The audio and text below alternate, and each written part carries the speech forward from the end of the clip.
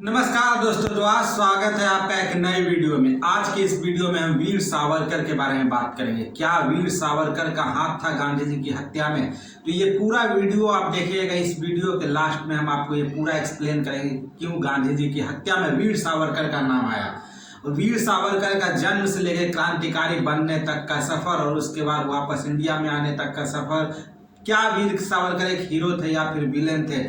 उनको दो रूप दिखाया जाता है वीर सावरकर का, एक हीरो का रूप और एक विलेन का रूप। तो आप ये पूरा वीडियो देखने के बाद आप जरूर आप इस डिसीजन पे आइएगा कि वीर सावरकर या हीरो थे या विलेन थे। ये पूरा हम रिसर्च करके रखे हैं, बहुत मेहनत से ये हम पूरा कंटेंट इकट्ठा किया और बहुत मेहनत से हम ये वीडियो आपको दिखा रहे हैं। तो ये वीडियो को पूरा जरूर देखिएगा बिना स्किप किए हुए। अगर चैनल को सब्सक्राइब नहीं किए तो अभी सब्सक्राइब कर लीजिए और ज़्यादा से ज़्यादा शेयर जरूर कीजिएगा। तो चलिए शुरू करते हैं इस वीडियो को। वीर सावरकर 28 मई 1883 में इनका जन्म हुआ था महाराष्ट्र के भगरू विलेज में। इनके फादर थे दामोदर सावरकर और इनकी माता थी राधाबाई सावरकर। इनके जन्म के बाद इनका इंटरेस्ट जो था बचपन से ही राइटिंग और पॉलिटिक्स में इनका इंटरेस्ट था। ये बचपन से ही पोएम वगैरह लिखते थे और राजनीति में क्रांतिकारी वगैरह में इनका इंटरेस्ट था। ये अपना पहला कविता 10 साल की उम्र में लिखे थे, जिसको कि पूना के एक लोकल अखबार में प्रकाशित किया गया था। इनके पिता बहुत रिलीजियस थे, मतलब धर्म के प्रति बहुत ही आकर्षित थे, इसलिए इनको बचपन से ही महाभारत और रामायण का पाठ पढ़ाया गया, जिससे कि ये बचपन से ही धर्म के प्रति, हिंदू धर्म के प्रति ज़्यादा जागरूक थे। 12 साल की उम्र में इनके गांव में हिंदू मुस्लिम राइट हुआ, जिसमें कि ये हिंदू का नेतृत्व किए, जिसके बाद इनको वीर सावरकर का नाम से उपाधि दिया गया। गांव के लोग इनको कहने लगे कि ये तो बहुत वीर बालक है, तो इनका नाम पड़ गया वीर सावरकर। बाल गंगाधर तिलक को ये अपना गुरु मानते थे और अपने भाई गणेश दामोदर सावरकर के भी आदर्श पे ये चलते थे। उनको भी ये गुरु के तौर पर मानते थे।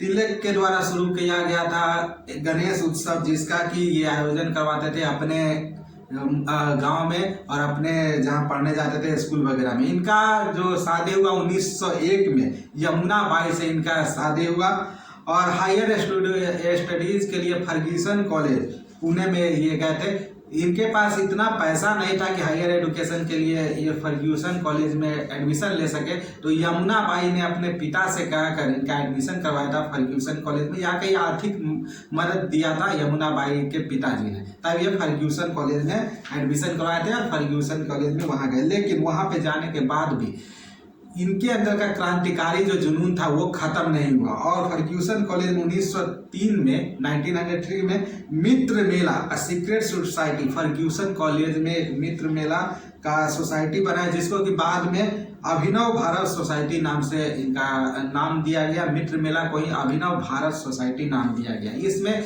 पॉलिटिकल लीडर्स बैठते थे जो भारत के बारे में बात करते थे, क्रांतिकारी लोग इसमें पार्टिसिपेट करते थे। 1905 में ये स्वदेशी मूवमेंट में इन्वॉल्व हुए थे, जो कि बहुत सारे विदेशी कपड़ा को चलाया गया था। तो 1906 में ये सावरकर के नेतृत्व में 1906 में अभिनव भारत सोसाइटी का जो है फर्ग्यूसन कॉलेज में विशाल विदेशी कपड़ों को जलाने का फैसला किया, जिसमें तिलक भी पार्टिसिपेट किए थे। इनका एक बहुत बड़ा प्लस पॉइंट था, जिसके चलते सावरकर को फर्ग्यूसन कॉलेज से निष्कासित कर दिया गया। इनको फर्ग्यूसन कॉलेज से इस कारण बाहर कर दिया गया क्योंकि ये स्वदेशी मूवमेंट पे इन्वॉल्व हुए थे और बहुत सारे विदेशी कपड़ों को जलाने में इनका अभिनव भारत सोसाइटी के द्वारा यह अभियान चलाया गया था, जिसका कि सावरकर नेतृत्व किए थे। अभिनव भारत सोसाइटी के लोग ब्रिटिश के बारे में भी लिखना शुरू कर दिए, उनके विपक्ष में लिखना शुरू कर दिए और सावरकर इसके बाद पूरे देश में भ्रमण करने लगे और ब्रिटिश के खिलाफ सारे लोगों को जागरूक करने लगे कि हमें हमारे देश को आज़ादी की ज़रूरत है। स्वदेशी मूवमेंट में योगदान को देखते हुए, स्वदेशी मूवमेंट में जो इतना बड़ा योगदान दिया है, इनको देखते हुए श्यामजी कृष्ण वर्मा नाम के व्यक्ति थे, जो कि सावरकर को स्कॉलरशिप दिलवाए और लंदन के जो कॉलेज है वहाँ पे ग्रेज लॉ ऑफ यूनिवर्सिटी में एडमिशन करवाया। वहाँ पे ये बैरिस्ट्री का पढ़ाई करने गए और वहाँ पे इतना इनको हो गया कि श्याम कृष्ण वर्मा से इनका बहुत ही घनिष्ठता हो गया।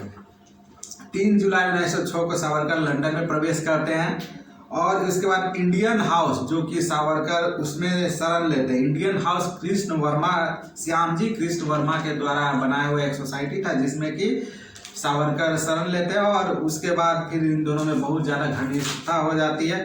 फिर लंदन में सावरकर भी, जैसे कि फर्ग्यूसन कॉलेज में एक सोसाइटी बनाते हैं, लंदन में भी एक सोसाइटी बनाते हैं जिसका नाम रखते हैं फ्री इंडियन सोसाइटी। इसमें political problem of Indian freedom के बारे में डिस्कस किया जाता है। यहाँ पे इनका दोस्ती होता है मदन लाल ढींगरा से। ये कहानी बहुत ही इंटरेस्टिंग है। मदन लाल ढींगरा वे व्यक्ति होते हैं जो सावरकर के स्पीच से बहुत ज़्यादा इम्प्रेस होते हैं। इनका मुलाकात फ्री इंडियन सोसाइटी में ही होता है और सावरकर के बहुत ज़्यादा ये सावरकर से इम्प्रेस होते हैं इनके स्पीच से।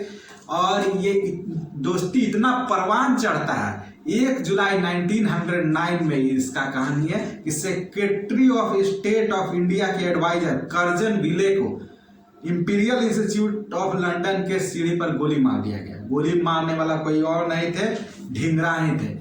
बाद में इस पे जांच हुआ कि ढींगरा जब गोली मारे तो इस पे जांच हुआ तो पता चला कि उन जो पिस्टल से गोली मारे थे वो पिस्टल दिए थे सावरकर ने प्रोवाइड किया था। सावरकर ये बात जान गए थे कि ढींगरा के बाद हमको पकड़ लेगा, तो सावरकर अंडरग्राउंड हो गए और ये कुछ दिन के लिए यहाँ से हट गए और चले गए ये पेरिस में भीखाजी कामा के यहाँ पे ये शरण लिए। और लेकिन ये ज़्यादा दिन तक वहाँ भी रहे नहीं, वहाँ से भी फिर इनको आने पड़ा।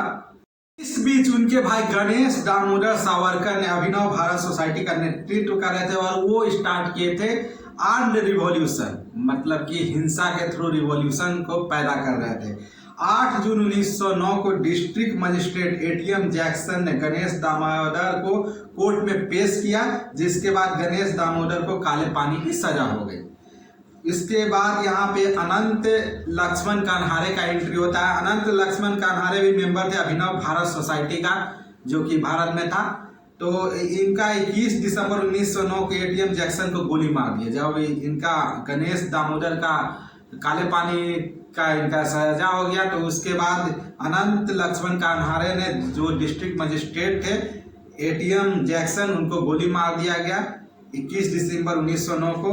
फिर से ब्रिटिश ऑफिसर इन्वेस्टिगेशन किए। इन्वेस्टिगेशन में पता चला कि जो पिस्टल से गोली मारा है वो पिस्टल इंग्लैंड से भारत सप्लाई हुआ है और सप्लाई करने वाला कोई और नहीं, खुद सावरकर ही है।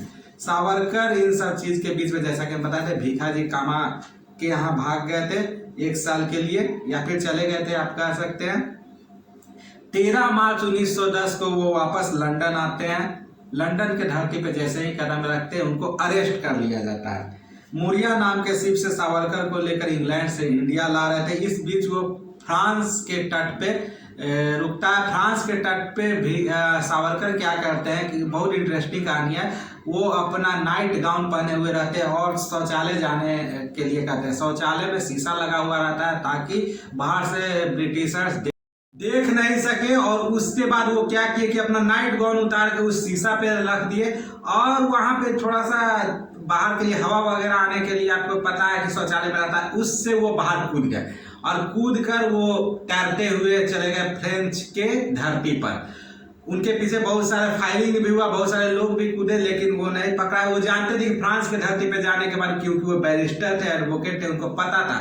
वो शरण मांगने चले गए। वहां के कुछ लोग उनको पकड़ लिए जो पुलिस अधिकारी थे और उसके बाद वो ले गए फ्रेंच कोर्ट में। वहां पे बहुत दिन तक ये चला। उसके बाद वो शरण मांगे, लेकिन वहां पे जीत ब्रिटिश का हुआ और ब्रिटिश के हवाले उनको कर दिया गया। ये यहाँ पे स्केप का कहानी है।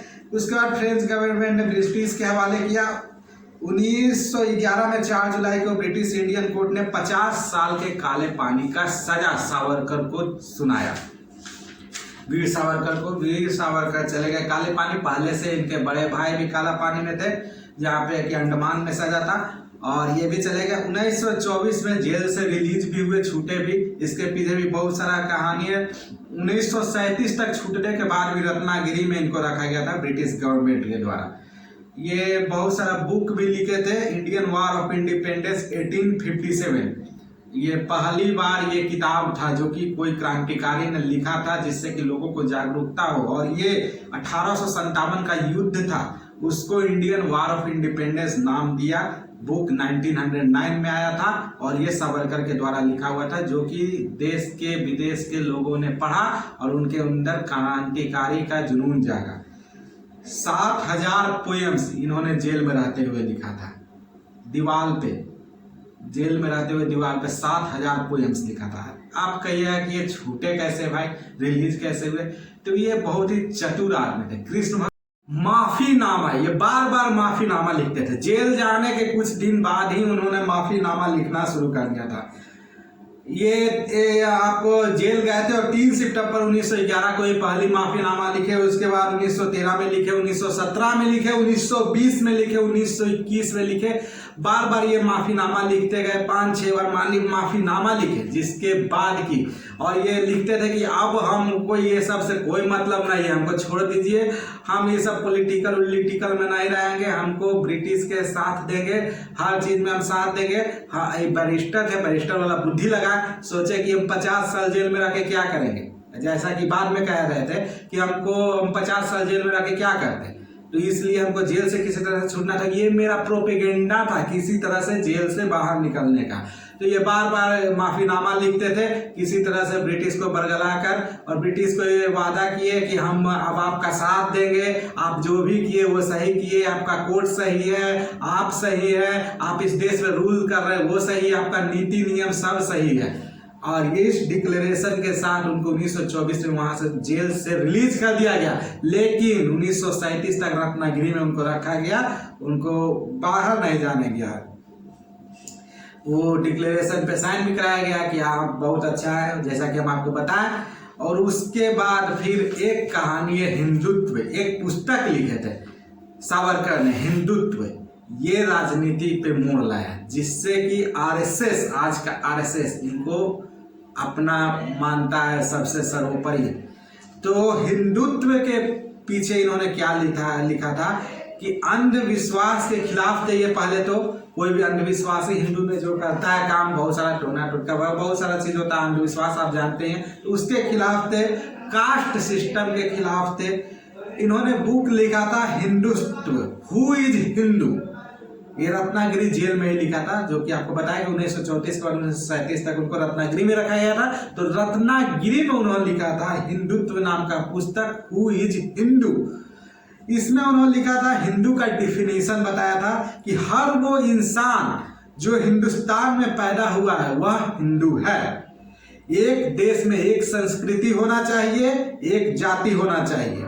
हिंदुत्व के डिफिनेशन के ये 3 पिलर थे, एक देश, एक संस्कृति, एक जाति, जिसको कि आज के लोग भी फॉलो कर रहे हैं, कुछ पॉलिटिकल पार्टीज। आप गौर कीजिएगा सावरकर का क्या सोच था, बताते हैं। हमारे देश का नाम हिंदुस्तान इसलिए रखा गया क्योंकि यह हिंदुओं का जन्म स्थान है। हिंदू धर्म, जैन धर्म, सिख धर्म, बौद्ध धर्म, इन सभी को वो हिंदुस्तान का मूल धर्म मानते थे। बाद में देश आजाद हुआ। उनका आजादी के बाद 1966 तक वो इस दुनिया में रहे। 1 फरवरी 1966 को वो अन्न जल को त्याग दिए। उनका कहना था कि अब मेरे अंदर उतना ताकत नहीं है कि हम अब लोगों के भलाई के लिए कुछ काम कर सकें, कुछ क्रांतिकारी एक्टिविटी कर सके। तो उन्होंने खुद अन्न जल त्याग दिया और ये कहा जाता है कि ये आत्महत्या नहीं, आत्मार्पण है। उन्होंने मेडिसिन वगैरह भी त्याग दिया था और 26 फरवरी 1966 को उनका डेथ हो गया। उन्होंने डेथ से पहले कहा था कि हिंदू परंपरा के अनुसार मेरा फनरल हो, लेकिन 13 दिन का शोक नहीं रखा जाए। बहुत विवाद इस पे है, बहुत विवाद इस बात पे है कि बहुत लोग ये कहते हैं कि अगर वो क्रांतिकारी थे तो फिर माफी क्यों मांगे, अगर वो माफी मांगे तो वो क्रांतिकारी नहीं थे। जो जेल में वहाँ माफीनामा लिखते थे, अगर वो माफी मांगे तो वो क्रांतिकारी नहीं थे, वो ब्रिटिश के सपोर्टर थे। बहुत लोग ये भी लिखते हैं कि ठीक है, आप जेल से छूटने के बाद कौन सा ऐसा क्रांतिकारी एक्टिविटी में इन्वॉल्व हुए जिससे कि आपको क्रांतिकारी का दर्जा दिया जाए। बहुत लोग ये भी उन पे आरोप लगाते हैं कि आप ब्रिटिश के साथ मिल गए थे और ब्रिटिश को सपोर्ट करते थे, ना कि भारत को ही। तो उनका पूरा जीवन विवाद में बना रहा और ये पूरा विवादित उनका जीवन रहा जब तक कि धरती पे वो रहे। एक बहुत बड़ा विवाद उनके पास हुआ 1948 में, 30 जनवरी 1948, जिस दिन गांधी जी का हत्या हुआ था। ऐसा कहा जा रहा है कि गांधी जी का बीबीसी न्यूज वगैरह का आर्टिकल में ऐसे हम बता रहे हैं कि हम ये नहीं बता रहे, बीबीसी न्यूज का आर्टिकल से ऐसा बता रहे हैं कि गांधी जी का जो हत्या हुआ था 30 जनवरी 1948 में नाथूराम गोडसे के द्वारा। नाथूराम गोडसे 28 जनवरी 1948 को मिलने आए थे सावरकर से, और सावरकर ने उन्हें आशीर्वाद दिया था कि जाओ तुम अपना मिशन में कामयाब होना, ये यशस्वी भव। ये हम नहीं कर रहे, ये कपूर आयोग के द्वारा कहा जा रहा है। पूछिएगा कपूर आयोग क्या है? तो 1949 में गांधी हत्याकांड में शामिल हुए थे, जो इसमें 8 लोग में वीर सावरकर का भी अरेस्ट हुआ था। 8 लोग का नाम आया था, जिसमें वीर सावरकर भी जेल गए थे, और लेकिन ठोस सबूत नहीं रहने के कारण वीर सावरकर को जेल से छोड़ दिया गया। 1966 के बाद का बात है, कपूर आयोग गठन हुआ। कपूर आयोग जो बना था उसमें सुप्रीम कोर्ट के जो जज थे, कपूर कमीशन 1966 में बना था, उसमें सुप्रीम कोर्ट के रिटायर्ड जज थे जीवन लाल कपूर। 3 साल तक जांच चला था। ये अध्यक्षता, इनकी अध्यक्षता में 101 लोगों से गवाही पूछा गया था, 162 बैठक किया गया था डिफरेंट कंट्री के स्टेट में, जगह पे, लोकेशन पे। और इसके बाद इन्होंने कपूर आयोग का जो निष्कर्ष था, वो निष्कर्ष ये था कि कपूर कमीशन की रिपोर्ट में भी साफ कहा गया कि उन्हें इस बात का यकीन नहीं है कि सावरकर के जानकारी के बगैर गांधी के हत्याकांड हो सकता है। तो ये था पूरा विवाद कि गांधी जी का। अब इसमें एक बात आप जान लीजिए, चाहे तो ढींगरा के द्वारा वहां पे मारा गया गोली इंपीरियल कॉलेज के सीढ़ी पर, या फिर यहाँ पे गोली मारा गया जैक्सन को, या फिर गांधी जी का हत्या किया गया, कहीं पे भी, या फिर किसी भी बहुत जगह ये भी कहा जाता था कि काले पानी का जब अंडमान के जेल में थे तो वहाँ के कैदियों को ये शिक्षा देते थे और उन लोगों को उस्काते थे जेलर के खिलाफ। लेकिन जब कैदी बोलते थे कि आप खुल के सामने आइए तो ये खुल के सामने नहीं आते थे। इनका व्यवहार आप समझिए कि ये कभी खुल के सामने नहीं आते थे। बैरिस्टर थे, लॉ का डिग्री लिए हुए थे, इसीलिए इनको किसी लोग क्रांतिकारी कहते हैं, कोई विलेन कहते हैं, क्योंकि ये सामने कभी खुल के अपना नहीं दिखाया चेहरा। ये पीछे से लोगों को आगे करके काम करवाते थे, और अब जो सपोर्ट करते हैं उनके लिए भी ठीक है, जो नहीं करते उनके लिए भी ठीक है। हम बता रहे हैं कि जैसा इनका व्यवहार था, ये मेरा ओपिनियन है कि ये सपोर्ट करते थे, पीछे से लोगों को शिक्षा देते थे, लोगों को समझाते थे क्रांतिकारी के बारे में, और ये खुद सामने नहीं आते थे, लेकिन इनका नाम हर जगह आ जाता था, और जिसके कारण ये कभी हीरो बनते थे तो कभी विलेन बनते थे। बाकी ये वीडियो आपको कैसा लगा कमेंट करके जरूर बताइएगा, ज़्यादा से ज़्यादा शेयर जरूर कीजिएगा। सब्सक्राइब नहीं किए तो अभी का अभी सब्सक्राइब करके जाइएगा। Thank you.